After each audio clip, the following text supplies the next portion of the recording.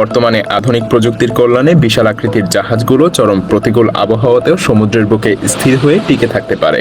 শুধু তাই না, ইঞ্জিনিয়ারদের ডিজাইন করা আধুনিক কিছু জাহাজ ঢেউয়ের কারণে উল্টে গেলেও আবার নিজেই সোজা হয়ে আগের অবস্থানে ফিরে আসতে পারে। এসব ডিজাইনগুলো এমনভাবে কাজ করে যেন নিজের চোখকেই বিশ্বাস করা যায় না।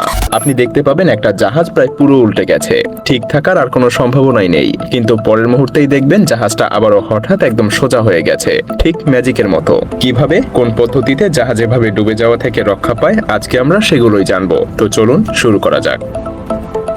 আমরা প্রায়ই দেখি বিশাল আকারের জাহাজ, যেমন হাজার হাজার টন ওজনের কন্টেইনার জাহাজগুলো বড় বড় ঢেউয়ের আঘাতে সমুদ্রে স্থিরভাবেই টিকে থাকে। যখন একটা জাহাজ সমুদ্রে যাত্রা শুরু করে তখন এটা সমুদ্রের ঢেউ আর প্রবল বাতাসের বেগের সম্মুখীন হয়।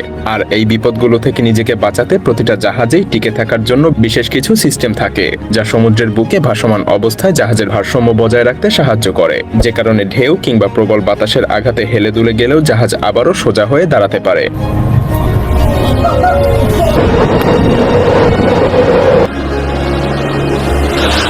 জাহাজের এই ভারসাম্য বজায় রাখার জন্য বিভিন্ন ধরনের ডিভাইস আছে, যার মধ্যে অন্যতম হলো বিল স্কিলস। বিল স্কিলস মূলত একটা পাখা কিংবা ডানা আকৃতির ডিভাইস, যা জাহাজের ফাঁকা স্থানগুলোতে লাগানো থাকে। অবাক করা ব্যাপার হলো বিল স্কিলস জাহাজের দৈর্ঘ্যের প্রায় 2 থেকে 3 গুণ পর্যন্ত প্রসারিত হয়ে জাহাজের গতি বাড়িয়ে দেয়, সেই সাথে জাহাজকে স্থিরভাবে টিকে থাকার ক্ষমতাও বাড়িয়ে দেয়। জাহাজের ভারসাম্য ঠিক রাখার আরেক ধরনের ডিভাইসের নাম হলো এন্টিলিং ট্যাঙ্ক। এটা এমন একটা ট্যাঙ্ক যেটা জাহাজ যখন ডানে কিংবা বাম দিকে হেলে যায় তখন জাহাজের ভারসাম্য ফিরিয়ে আনতে সাহায্য করে। এটা মূলত জাহাজের প্রস্থ বরাবর বসানো হয়। এই এন্টি রোলিং ট্যাঙ্ক মূলত 2টা পদ্ধতিতে ব্যবহার করা হয়, সক্রিয় এবং নিষ্ক্রিয় ট্যাঙ্ক পদ্ধতি। সক্রিয় পদ্ধতিতে একটা পাম্পের মধ্যে দিয়ে 2 ট্যাঙ্কের মধ্যেই পানি প্রবাহিত হয়, ফলে জাহাজের ভারসাম্য পানির ওজনের কারণে টিকে থাকে। এতে আবারও জাহাজ স্থির হয়ে যায়। পরবর্তী পদ্ধতিটা হলো ফিন স্টেবিলাইজার ডিভাইস, যা পাখার মতো আকৃতির একটা ডিভাইস এবং ঘোড়া হওয়া গতি আবার স্থানে ফিরিয়ে আনতে কাজ করে,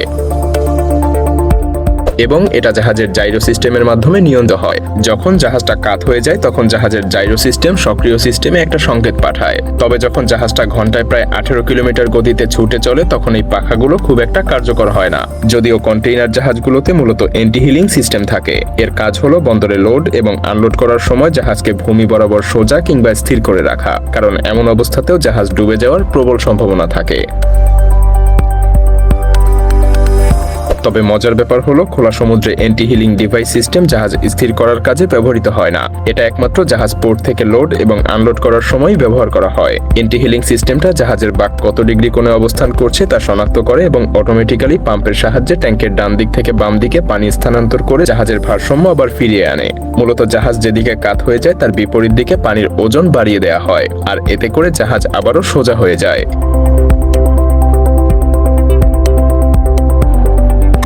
এছাড়াও উদ্ধারকারী জাহাজগুলো সামুদ্রিক দুর্ঘটনার কবলে শিকার হওয়াদের সহায়তা করার পাশাপাশি অনুসন্ধান এবং উদ্ধার অভিযানের কাজেও ব্যবহার করা হয়। তবে এই উদ্ধার প্রচেষ্টার সময় চরম আবহাওয়া এবং সমুদ্রের উঁচু ঢেউ তাদের এই কার্যক্রমকে বাধাগ্রস্ত করতে পারে এবং সেই জাহাজ ডুবেও যেতে পারে।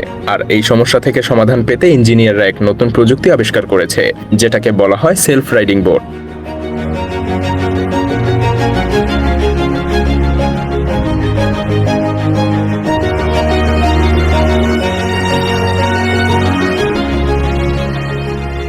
এই বোটগুলোকে পুরো 180 ডিগ্রি অ্যাঙ্গেলে ঘুরিয়ে দেয়া হলেও সেটা একাই আবারও স্বাভাবিক অবস্থায় ফিরে আসে। এই সেলফ রাইডিং বোটগুলো যেমন অনেক দ্রুত চলতে পারে, তেমনি যে কোনো বাজে আবহাওয়াতেও কোনো প্রকার সমস্যা ছাড়াই নাবিকদেরকে তীরে পৌঁছে দিতে পারে। অনেক কোম্পানি এই সেলফ রাইডিং বোটগুলোকে বাজারজাত করে থাকে। তাদের মধ্যে অন্যতম যুক্তরাজ্যের royal national life boat institute. বেশ কিছু গুরুত্বপূর্ণ প্রযুক্তির মাধ্যমে এই সেলফ রাইডিং বোট তৈরি করা হয়। সবার প্রথমে বোটের ভারী যন্ত্রাংশগুলো বোটের সবচাইতে নিচে স্থাপন করা হয়। এরপর মনোযোগ দেওয়া হয় ক্রুদের কন্ট্রোল রুমে, যেটা অবশ্যই যতটা সম্ভব হালকা হতে হবে, সেই সাথে বাতাস দিয়ে পূর্ণও থাকতে হবে। ক্রুদের থাকার জায়গাটা সম্পূর্ণ ওয়াটারপ্রুফ হয়, যাতে সমুদ্রের ঝড়ের কবলে পড়লে কোনোভাবেই বোটের ভেতরে পানি না ঢোকে।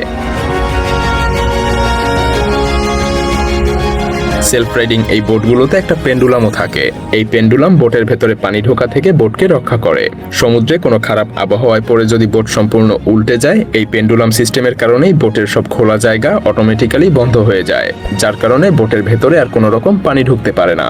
এছাড়াও এই বোটগুলোতে আরো একটা অসাধারণ প্রযুক্তি থাকে। কোনো কারণে যদি বোটটা উল্টে যায়, এই প্রযুক্তি নিজে নিজেই সেটা ডিটেক্ট করতে পারে, আর সেটা ডিটেক্ট করে বোটের রাডার সিস্টেম এবং ইঞ্জিন সহ সবকিছু বন্ধ করে দেয় বোটে থাকা ক্রুদের নিরাপত্তার জন্য, যতক্ষণ না বোটটা আবার সঠিক স্থানে ফিরে আসে।